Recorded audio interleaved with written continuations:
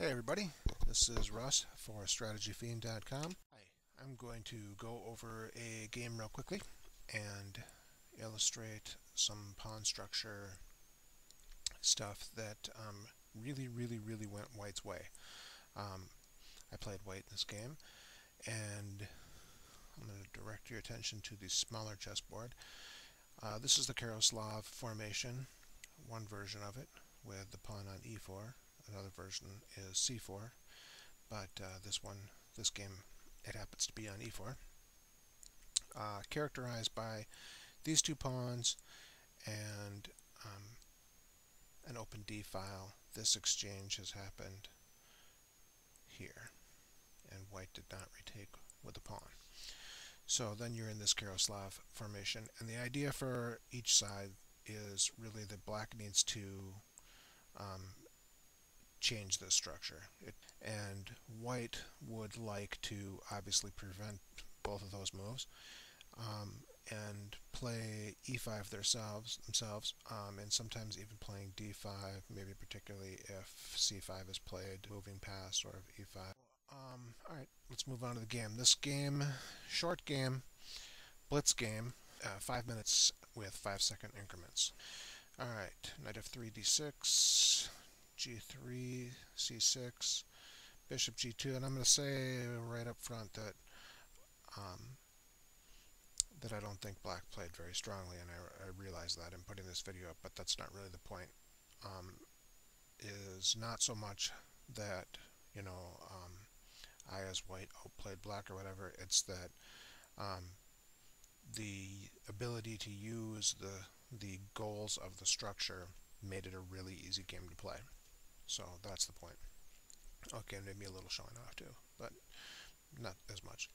Alright, so bishop g5, c4, knight f6, d3, knight bd7, b3, and queen b6. Here I would say that I don't quite get this move. Usually when you see this move, this pawn is still on b2 and the bishop is left, and then you got a threat here. And there's often, a pawn on d4 and maybe c5 already, and this move packs some punch. Here it packs nothing. Castle and shows over for the queen. It just looks kind of silly over there to me. Maybe people disagree. Let me know. Okay, so d5, and here is where, if you want to, knowing that this little tiny chessboard is a pretty strong hint, see what sort of the play is. I'll go one more move.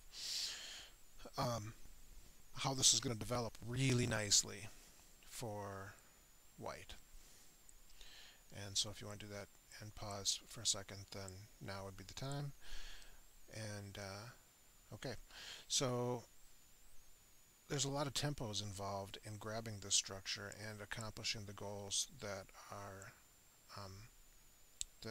go along with that, with having that structure. And I'm going to have a couple questions for viewers too, that not like test questions, actual questions that I don't really know the answer to necessarily. And I'll just keep going and we'll get to those when they come up. So here's the way this played out: is bishop, the new piece bishop, d takes c4. I wanted to say that I think this is a better move,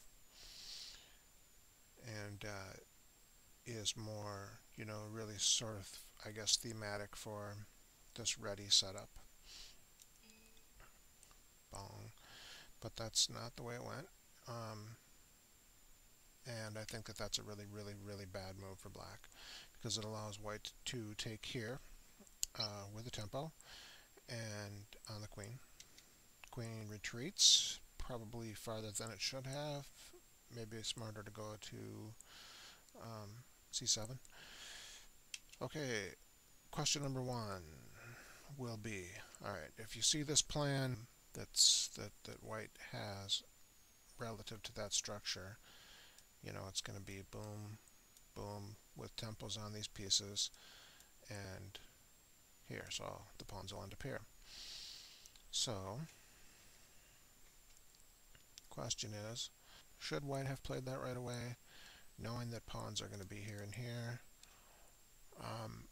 I'll make a slight case for it, and that is that this pawn is going to be backwards on an open file. Bishop e6. Okay.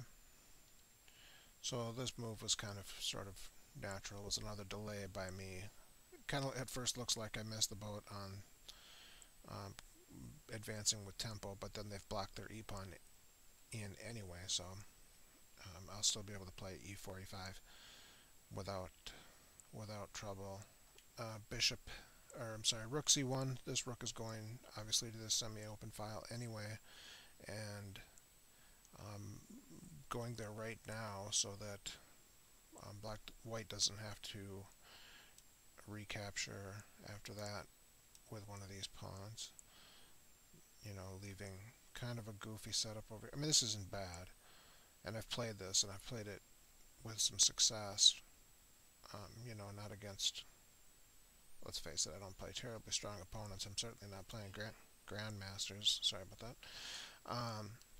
But I didn't want to take with the pawn. So that's where the rook is going. It's going there anyway, so it seemed all good. And yeah, like I said, I don't know what black's doing here. So e4 with tempo, and now the exchange has to happen. Probably could have seen that one coming. Rook takes, continuing with the plan. e5, kicking the knight. Knight to g4, attacking the pawn, putting 3 hits on the pawn, 2 defenses on the pawn, easily remedied.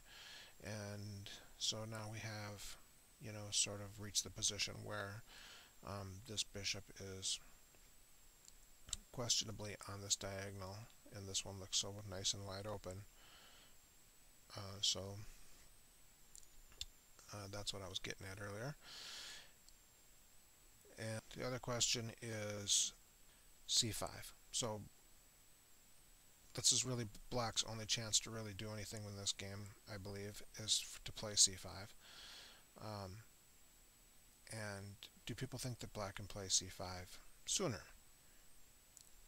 Okay, they played this move to set it up, which I don't think is good, mainly because the c-pawn is now effectively pinned. Not directly pinned, but, you know, x-rayed anyway, and it's probably not going to be pretty. You know, probably the best move is this. And that's a move that needs to be played anyway, so why not, right?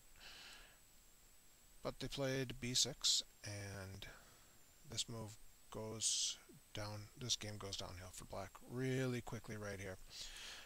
Knight to g5, hitting the f7 square and exposing this attack on the knight on g4. Black, you know, again, misses the point, and so we have this exchange where white wins a pawn and messes up the king side for good. Is threatening this fork right here, and there's an even bigger threat looming. This pawn is hanging, and so white meets the threat of the fork, but wins the battle, loses the war, because this is completely winning. The queen is threatened, and queen takes e6 mate is threatened, and there's no way for the queen to save itself and protect that square. The game is over. Queen d8, checkmate, and that's that. So hopefully you guys have some theories on those two questions I raised, and leave some comments on YouTube. Thanks a lot, and I'll see you next time.